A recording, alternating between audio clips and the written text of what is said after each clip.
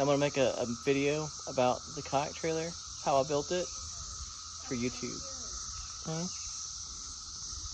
Okay, so just real quick video. I want to show you my kayak trailer. It's kind of a point of pride that I kind of call it extra parts, because most of it was built with just extra stuff I've laying around my overcrowded garage. I'm gonna break this down into a couple different parts. First part is why I built it the way I built it. Then our second part's gonna be why we like it and what I would have done different / will do to it in the future. Number one, I bought this as an old, you can see down here like where the tie downs and stuff would be. It's an old boat trailer. And the good part about this is that I think it was like probably like a 14-foot John boat kind of thing. As you can see, Isabella's really wanting to be in the video.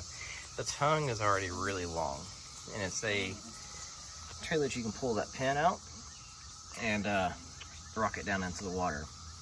This is something I'll circle back to in a minute, and how I wish I would have done this a little differently. But this allowed me to have a trailer that's already hubs and everything for water. I did add LED lights that are sealed, so I don't have to unplug the lights. And I used 4x6 boards. These are really expensive right now, but this is your safety moment. These are 100-pound pieces of plastic, and as you're going down the interstate at 70 miles an hour, if they come off your trailer, they could kill somebody, and you don't want to be dealing with their insurance company, your insurance company, and all of that on your conscience. So overbuild your trailer. Next part is I built these almost like a racks, and I put a little bit of a slant to them. I definitely stole my design from YouTube, but also just looking at pre-fabbed kayak trailers. This is another point that I will get to in a moment. But the things I like about it, besides just how it came ready for water, is just and the long tongue, is that I can haul a lot of kayaks. You did? Okay. But I can haul up to 6 kayaks.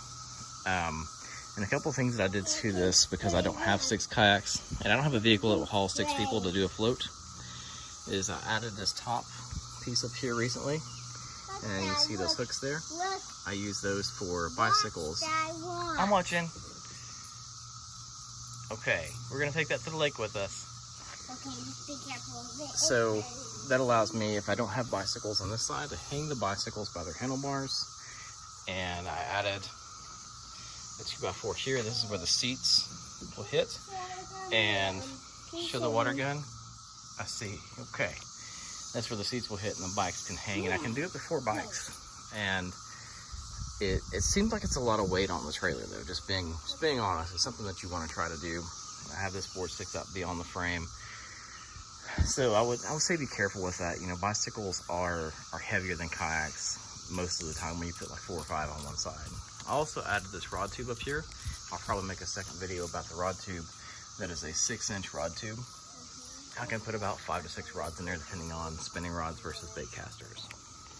So things that I will change / want to do different is, I feel like at night, you see I added some reflectors. I added some reflectors to hopefully help people not rear end me. And of course I've got the flags on the kayak.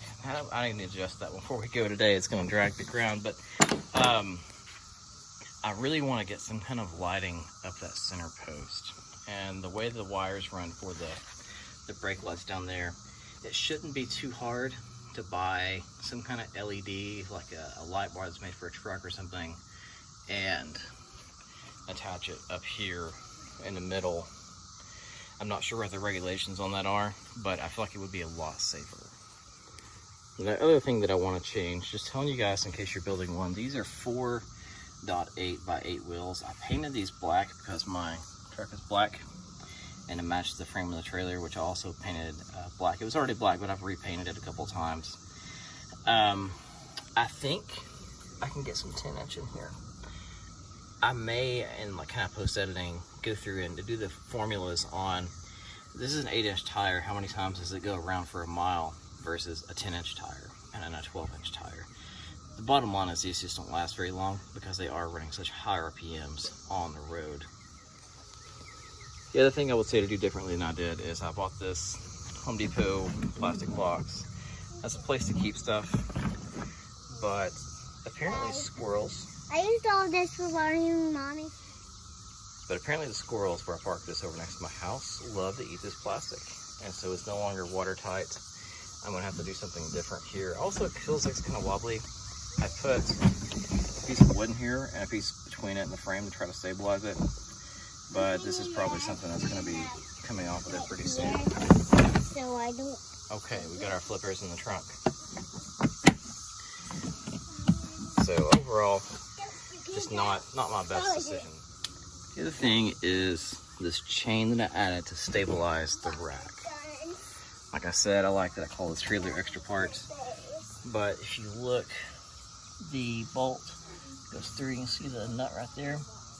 The part that was swivel. And this thing will not swivel now. Is that important? Probably not, but it might make loading and unloading these bottom kayaks easier. Most of the time I'm just myself, and I probably, you know, don't take this trailer as much as I should, because you can see how low the kayaks are to the ground. I mean, you have to be careful as far as, you know, bottoming out, but it makes loading and unloading much easier. All right, so the other thing to keep in mind is after you build these bunks, if you're going for this design, is that sometimes your kayak will not fit between the two bunks. I made a really stupid decision here. So see, this seat is flipped all the way back. I didn't want to have to take my seats off and do a whole lot of rigging at the ramp. Hey, Daddy. Yes, baby.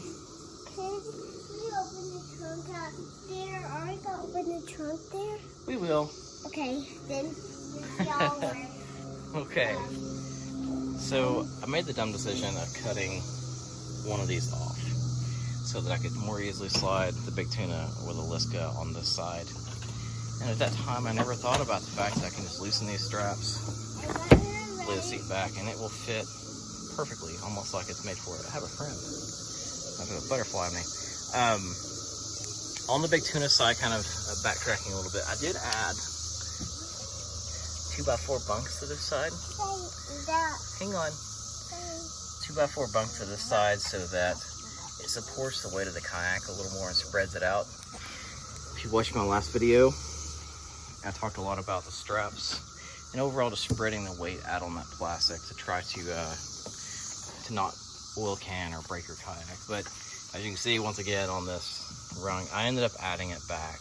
So there's actually a piece in here, and then I built this to try to brace and basically repair it for now. Long term, I would love to have this thing made into wood and then add carpet bunks or something like that to be gentle on the kayaks, but make it a forever trailer. When I bought it for $300, I built it out of, like I keep saying, you know, spare parts. I don't think I bought much any of this wood, this leftover wood from other projects. Another video with a spreadsheet. I did want to elaborate a little bit on the tire size. So in my case, I have an 8-inch rim, and if I went and looked up the diameter of the tires that are sold, is a total diameter of 16.5. Using pi, you can figure out the circumference of 50, we'll just say 52 inches, and that also is how far it would roll in one total rotation. And so that puts us up to about 1,222 rotations per mile. And that, of course, is just taking a mile of 5,280 feet and multiplying times 12, which gives you 63,360. So you can see if I could get a 12-inch rim size in there, that puts me to 21.3. Much larger circumference and quite a bit less rotation-wise. You know, we're under 1,000 by quite a lot. And my thought there is that it would have a lot less wear and tear on the, you know, the whole hub assembly and everything. One other thing before I close this out is the cost of kayak trailers. So you can build like I did, and you may end up saving some money. I do see some things that are a little intriguing as I'm scrolling through here. You know, a 6 kayak trailer similar to what I've built. You know, like this one is made out of aluminum for $26.09. I don't know what that website is, but you know, they're down to $1,800. I think a lot more people make them now than when I bought mine and built it 5 or 6 years ago. So that's pretty much it for the trailer. You're keeping a real short video. I say it's not much. it did take a long time to kind of come up with these ideas and build it, and it's never over. I think when you have a kayak trailer, or heck, kayaks or boats or anything like that, that's why there's so much content out there about people DIYing and changing things, because you're never done. You know, there's so many things I want to do to my kayaks and my boat and my trailer still, but the most important thing is, you know, just keep it safe. Again, just overbuild that thing, overstrap everything. You know, these things could be extremely dangerous for other people on the road, and for you financially, and you wouldn't want yourself to be hit by a kayak coming through your windshield. So thanks for watching. Be sure to like, subscribe, click the bell, send me $20, all that stuff.